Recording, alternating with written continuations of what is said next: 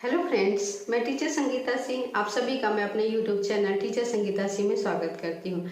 आज की वीडियो में हम परिमाणवाचक विशेषण और संख्यावाचक विशेषण में अंतर का अध्ययन करेंगे। तो चलिए शुरू करते हैं आज का वीडियो। सबसे पहले हम ये जान लेते हैं परिमाणवाचक विशेषण की परिभाषा, उसके बाद हम जानेंगे संख्यावाचक विशेषण की परिभाषा। सबसे पहले ये देख लेते हैं परिमाणवाचक विशेषण की परिभाषा क्या होती है। जो विशेषण शब्द संज्ञा या सर्वनाम शब्दों की नाप तोल मात्रा आदि का बोध कराते हैं उन्हें परिमाणवाचक विशेषण कहते हैं। या आसान भाषा में हम कह सकते हैं कि जिन वस्तुओं या पदार्थों को नापा या तौला जा सके वह किसके अंतर्गत आते हैं, परिमाणवाचक विशेषण के अंतर्गत आते हैं। अब हम किसको देख लेते हैं, संख्यावाचक विशेषण को देख लेते हैं। संख्यावाचक विशेषण की परिभाषा, जो विशेषण शब्द संज्ञा या सर्वनाम शब्दों की संख्या या क्रम का बोध कराते हैं उन्हें संख्यावाचक विशेषण कहते हैं। या हम कह सकते हैं जो गिनती होता है 1 2 3 4 उसको हम क्या कहेंगे, संख्यावाचक विशेषण कहेंगे। अब हम क्या करते हैं, एक उदाहरण के माध्यम से समझ लेते हैं। जैसे परिमाणवाचक विशेषण के अंतर्गत क्या क्या आ सकता है या हमको कैसे लिख सकते हैं, इसको मैं लिख देती हूँ। जैसे 4 मीटर, 2 किलो,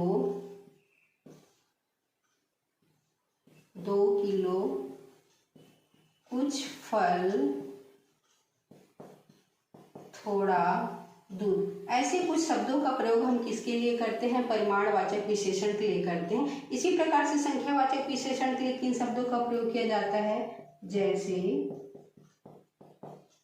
1 2 3 4 6 8 ऐसे जो संख्या होती है उनका प्रयोग किसके लिए किया जाता है, संख्यावाचक विशेषण के लिए किया जाता है। इसको हम क्या करते हैं, उदाहरण के माध्यम से समझने का प्रयास करते हैं। तो सबसे पहले मैं कुछ उदाहरण यहाँ पे लिख रही हूँ। जैसे मुझे 10 किलो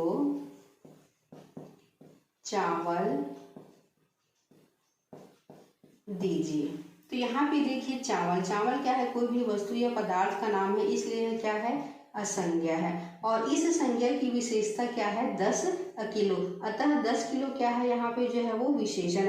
चूंकि 10 किलो किसको बता रहा है, परिमाण को बता रहा है, इसलिए 10 किलो जो है किसके रूप में है, यहाँ पे जो है वो परिमाणवाचक विशेषण के रूप में है। इसी प्रकार से हम संख्यावाचक विशेषण को भी समझ लेते हैं। जैसे संजना के पास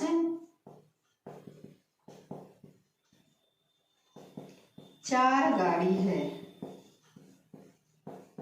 यहाँ पे देखिए गाड़ी, गाड़ी क्या है, यहाँ पे जो है वो असंज्ञा है और इस संज्ञा की विशेषता क्या है, 4 है। और यह 4 जो है वो किसको बता रहा है, संख्या को बता रहा है, इसलिए 4 यहाँ पे क्या है, संख्यावाचक अविशेषण है। इसी प्रकार से और कुछ उदाहरण भी हम लोग लिख करके देख सकते हैं। जैसे मेरी फ्रॉक में 4 मीटर कपड़ा लगा है।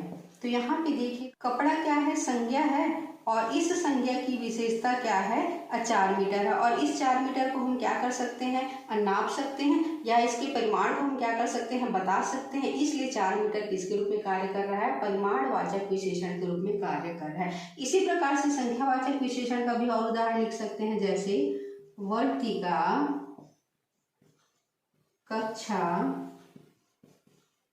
4th में पढ़ती है। तो यहाँ पे देखिए वर्तिका की विशेषता क्या है कि वह पढ़ती है, और इस पढ़ती है तो कौन सी कक्षा में पढ़ती है, वह जो है वो 4th कक्षा में पढ़ती है। तो 4th जो है कक्षा की संख्या को बता रहा है, इसलिए जो है वो यह क्या है, संख्यावाचक विशेषण है। तो इस प्रकार से हम समझ सकते हैं कि परिमाणवाचक विशेषण में जिसे हम नाप सकते हैं, तौल सकते हैं, किसके अंतर्गत रखेंगे, हम परिमाणवाचक विशेषण के अंतर्गत रखेंगे। और साथ ही संख्यावाचक विशेषण में जिसका हम गिनती कर सकते हैं, गणना कर सकते हैं, उसको हम किसके अंतर्गत रखेंगे, संख्यावाचक विशेषण के अंतर्गत रखेंगे। तो इस तरीके से जो है वो आज एक छोटा सा वीडियो था परिमाणवाचक विशेषण और संख्यावाचक विशेषण के रूप में। तो अगर आज आप लोगों को वीडियो अच्छा लगा होगा तो वीडियो को लाइक कीजिएगा, कमेंट कीजिएगा, शेयर कीजिएगा। साथ ही अगर आप मेरे चैनल में नए हैं तो चैनल को सब्सक्राइब भी कीजिएगा।